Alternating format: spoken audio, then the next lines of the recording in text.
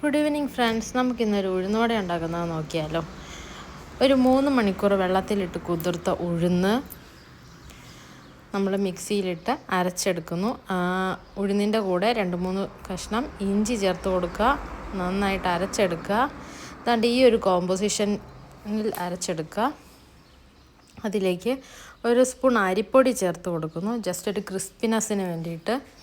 എന്നിട്ട് നന്നായിട്ട് മിക്സ് ചെയ്ത് കൊടുക്കുക.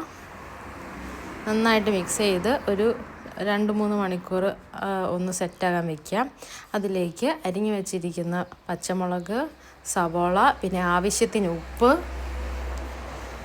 പിന്നെ ഒരു ലേശം കായപ്പൊടി ചേർത്ത് കൊടുക്കുക.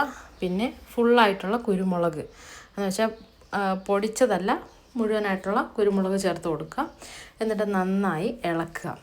ശേഷം പാനിൽ എണ്ണ വയ്ക്കുന്നു. എന്നിട്ടത് ചൂടായോ എന്നറിയാൻ ഒരു ഡ്രോപ്പ് ആഡ് ചെയ്ത് നോക്കുന്നു. ശേഷം ഈ ഒരു ഷേപ്പിൽ ഉഴുന്നോട ആക്കിയിട്ട് എണ്ണയിലേക്ക് ഇട്ട് കൊടുക്കുന്നു.